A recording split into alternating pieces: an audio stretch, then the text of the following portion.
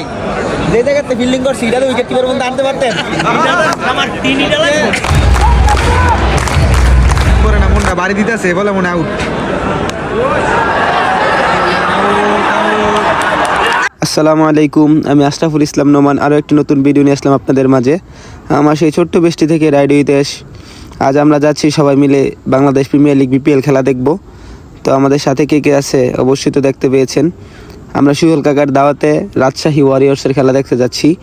আমরা একটা পতাকা নিলাম রাজশাহী ওয়ারিয়র্সের, আর একটু তাড়াহুড়া করতেছিলাম কারণ আমার ভাই দাঁড়ায় রয়েছে যে আমাদের জন্য। এদিকে সাদ্দাম ভাই, সানি ভাই, বাহুল ভাই দ্বারা ভাইয়ের সাথে দেখা করে আমরা এখন মাঠের দিকে যাইতেছি। যাওয়ার সময় আগে একটা ম্যাচ হয়েছিল রংপুর রাইডার্সের, তো রংপুর রাইডার্স হাইরা গেছে, যার জন্য ওরা বেরিয়ে যেতেছে হোটেলের উদ্দেশ্যে। আমরা দাঁড়াইছিলাম রাস্তার এক পাশে কারণ আমাদের ঢুকতে দেওয়া হচ্ছিল না। তো ওরা যাওয়ার পর আমরা সুহেল কাকার গাড়িতে করে মাঠে ঢুকি। সুহেল কাকা হচ্ছে রাজশাহী ওয়ারিয়র্সের একজন স্পন্সর। নাবিল গ্রুপের সাথে উনি কাজ করে থাকে। ওনার কোম্পানি হচ্ছে A1 সলিড ইন্ডাস্ট্রি। ট্রাউজারের মধ্যে ওনার লোগোটা দেওয়া আছে। আর ততক্ষণে টস হয়ে গেছে খেলার। আমরা তো অনেক লেট করছি। আমরা মাঠে গিয়ে দেখি যে প্রায় 2 ওভার হয়ে গেছে। রানও তেমন না, কারণ মিরপুরের মাঠে খেলা। মিরপুরের উইকেট তো জানেনি, বোলিং সহায়ক উইকেট। হঠাৎ করে দেখি যে উইকেট কিপার আমাদের জাহিদুজ্জামান সাগর ভাই, আমার পাশের একাডেমির সিনিয়র বড় ভাই, বাম হাতে ব্যাটিং করে। এইদিকে শান্ত বৈশা রয়েছে, কারণ খুব উইকেট আগলায় ব্যাটিং করতেছিল ওপেনাররা। উইকেট দিতেছিল না, কারণ হচ্ছে রান হইতেছিল না, উইকেটও দিতেছিল না। এইদিকে আমি রান না দেখে আমি কিছুটা একটু চুপ হয়ে রয়েছি, কারণ রান হইতেছে না। খেলা দেখতে এসেছি, T20 খেলা, মার কাট হইব, কিন্তু কোনো রান হইতেছে না। আর এদিকে আদিবা আমার জিজ্ঞেস করতেছে যে ভাই এই তো আপনার ভাই শান্ত। আমি শান্ত ভাইয়ের লোক না, আমি হইলাম মিঠুন ভাইয়ের লোক। খেলা দেখা আমার কাছে তেমন ভালো লাগতেছিল না, কারণ আমরা তো 6 ওভারের 10 ওভারের ম্যাচ খেলি, কারণ বাউন্ডারি আইতেছিল না। আমি বললাম আর সাথে সাথে একটা ছক্কা মারলো, কিন্তু 6 মারার পরেই কিন্তু শেখ মেহেদিকে একটা উইকেট দিতে হইলো, কারণ শেখ মেহেদি বাংলাদেশের মধ্যে একজন ভালো স্পিনার T20-র জন্য। তো ধারাবাহিকভাবে উইকেট পড়তেছিল, রান হইতেছিল না তেমন। তো আমরা সাপোর্ট করতেছিলাম, যারা গেছি সবাই সাপোর্ট করতেছিলাম, জানি মিরপুরের উইকেটে রান কম হয়, যত রানই হবে সবই ফাইট হবে। এইদিকে মুশফিকুর রহিম ভাই নামছে, নাইমে একটা রিভার সুইপ মারছে, আর প্রথম বল আউট। টেনশনের ছাপ দেখা যেতেছে সবার চেহারায়। সানি ভাই, ফারুক ভাই, সাদ্দাম ভাই সবাই কিন্তু হতাশ। এদিকে যারা রাজশাহীর দর্শক আছে সবাই হতাশ, কারণ প্রথম বলে রিভার সুইপ মেরে আউট হয়েছে। এরপর আকবর আলী ব্যাটিং করলো। আকবর আলীর একই অবস্থা, একদম কি বলবো, গা ছাড়া ব্যাটিং সবার। আমরা তো অনেকটাই হতাশ যে খেলা দেখতে আইলাম, এটা কোনো কথা। এদিকে জেমিনি ইসাম নামতেছে। তো জেমিনি ইসাম নিউজিল্যান্ডের একজন সেরা অলরাউন্ডার, আমরা জানি। এদিকে রায়ান বোল আছে। তো আশা করছিলাম যে ভালো একটা ফিনিশিং হবে, কিন্তু না, সবাই দেখি সেফ ক্রিকেট খেলতেছে, এক খেলতেছে। তো T20 খেললে তো এক খেললে তো হইতো না। T20 খেলাটা আমরা নর্মালি জানি যে ভালো বল এক খেলতে হইব আর বাজে বলগুলো বাউন্ডারি খেলতে হইব, কিন্তু না, এটা করতেছিল না, ডিফেন্সিভ খেলতেছিল আর খালি বারবার উইকেট পড়তেছে। ধারাবাহিকভাবে উইকেট পড়তে পড়তে যখন শেখ সাকলাইন ভাই নামলো, আমাদের ক্যাপ্টেন কিং, তখন আমরা খুব খুশি, কারণ সাকলাইন ভাই নাইমাই একটা অফ স্পিনারকে 2টা ছক্কা হাঁকাইছে। এরপর এই পাশ থেকে 2টা লম্বা শট খেলছে, কিন্তু গ্যাপ পায়নি। কিন্তু ভাইয়ের ব্যাটিং আমরা খুব এনজয় করছি, কারণ অ্যাটাকিং ব্যাটিং করছে। আসলে T20-র ব্যাটিং এরকম যে লং অন দিয়ে খেলছে, বল আউটসাইডে যে থার্ড ম্যান দিয়ে ছক্কা। এদিকে আমরা খুব উচ্ছ্বাস করতেছিলাম।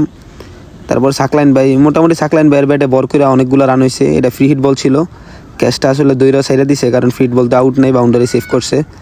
তো সাকলাইন ভাইয়ের কারণে রান অনেকটাই বাইরে গেছে। যেই জায়গার মধ্যে রান হওয়ার কথা ছিল 110, ওই জায়গার মধ্যে 133 রান হয়েছে।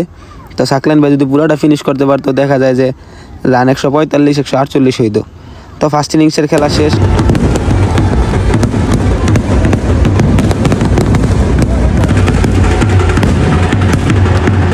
তো রাজশাহী ওয়ারিয়র্স 133 রান করতে সক্ষম হয়, 134 রানে টার্গেট দেয়। 134 রানে আটকানোর জন্য এদিকে বলাররাও ওয়ার্ম আপ করতেছে, স্পট বোলিং করতেছে, যারা ফিল্ডার আছে ক্যাচিং ড্রিল করতেছে, স্লিপ ক্যাচিং করতেছে, শর্ট ক্যাচিং করতেছে। এরই মাঝে সুহেল কাকা আমাদের মাঝে চলে আসছে, কারণ সুহেল কাকা এতক্ষণ VIP বক্সে বসে খেলা দেখছিল। তো সুহেল কাকা আসার পর তো আমরা আরও বেশি খুশি, কারণ সুহেল কাকারে বাসা পাইছি। রাজশাহী টিমে ছিল আমাদের নারায়ণগঞ্জের লোকাল বয় জিসান আলম। তো জিসান আলমকে হয়তো আপনারা চিনেন, নারায়ণগঞ্জের জাহাঙ্গীর স্যারের ছেলে। জিসান আলম খুব মার্কুটে ব্যাটিং করে থাকেন। রাজশাহী ওয়ারিয়র্সের ওপেনার একটু হার্ড হিটিং হওয়ার কারণে জিসান আলমের তেমনভাবে সুযোগ হয়নি। এদিকে টিম মিটিং করে নিতেছে, কারণ 133 রান কিন্তু মিরপুরে অনেক রান। আমরাও আশাবাদী ছিলাম যে ম্যাচ জিতবো। তো শেষ পর্যন্ত দেখতেছিলাম যে কি করা যায়, যেহেতু ফার্স্ট এলিমিনেটর খেলা, খুব সুন্দরভাবে মাঠ সাজানো হয়েছিল। এইদিকে টিম মাঠে প্রবেশ করছে। অন্যদিকে আমরা দেখতে পেলাম যে নাজমুল হোসাইন, আপনারা হয়তো ওনাকে চিনেন, কিছুদিন আগে যে আমাদের বিসিবির সাথে খেলোয়াড়দের যে মনমালিন্য হয়েছিল উনিই কিন্তু সেই প্রতিবাদ করেছিল। তো এখানে খেলা খুব অল্প রান সেহেতু সবাই খুব ডিফেন্সিভভাবে ব্যাটিং করতেছে। নাইম শেখ, তারপরে হাসান নেওয়াজ ছিল, একদম ঠান্ডা মাথায় ব্যাটিং করতেছে, কারণ রান তো বেশি না, রান তো কম, জানে উইকেট দেওয়া যাবে না। তো নতুন বলটা আস্তে আস্তে পুরান করলো, একদম ঠান্ডা মাথায় খেইলা। আমি বুঝতেছিলাম যে উইকেট না ভাঙতে পারলে একটু সমস্যা। ওদের ওপেনারটা খুব ভালো হয়েছে, একদম ডিফেন্সিভভাবে খেলতেছে।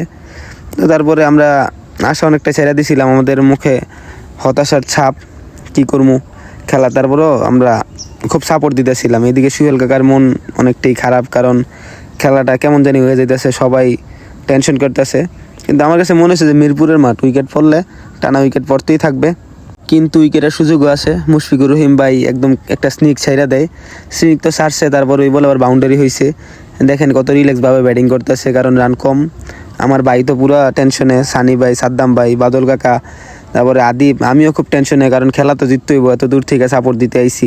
আমি প্রথমেই বলছিলাম যে 15টা রান কম হয়েছে দলের, কারণ সাকলান ভাই যখন আউট হয়েছে তখন লাস্ট ওভারটা কোনো ব্যাটসম্যানরা খেলতে পারে না, রিপন মণ্ডল খেলছিল, যার জন্য রানটা আগায় নাই।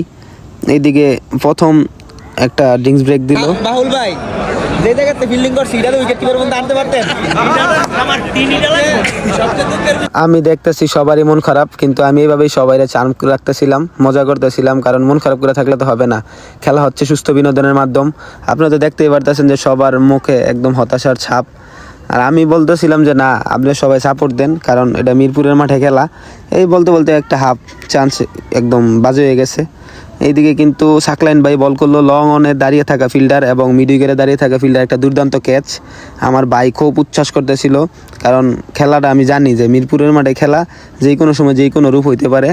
আর প্রথম এলিমিনেটর ম্যাচের মধ্যে 18 বলে 18 রান নিতে গিয়া শেষ বলে 6 রান দরকার ছিল। তারই পরিপ্রেক্ষিতে আমি আশায় ছিলাম যে না, খেলার যত কিছুই হোক, খেলা শেষ পর্যন্ত একদম ফাইট হবে। তখন শেষ 2 ওভারের প্রয়োজন ছিল 19 রানের, বিনুরার একটি ওভার একটা 6 মারে শেখ মেহেদি, আর শেষ ওভারের প্রয়োজন ছিল 9 রানের। আমরা সবাই সাপোর্ট দিতেছিলাম, কিন্তু আমাদের সাপোর্টকে পুরো একদম শেষ করে দিল মেহেদি। লং অফের উপর দিয়ে একটি হাফ ভলিবল 6 হাঁকাইলো। ততক্ষণে আমরা ম্যাচ থেকে ছিটকে গেছি, সবার মুখে যে হতাশার ছাপ। কিন্তু ক্রিকেট গৌরবময় অনিশ্চয়তার খেলা, এটা মানতে হবে। আর ক্রিকেটের মধ্যে হার জিত থাকবে, এটাও মানতে হবে। তো আমরা ঠিক এই হারটা মাইনা আমরা মাঠ থেকে বেরোয়ার আগে দেখলাম যে তাদের সেলিব্রেশন করবেই না কেন, তারা তো ফাইনালিস্ট।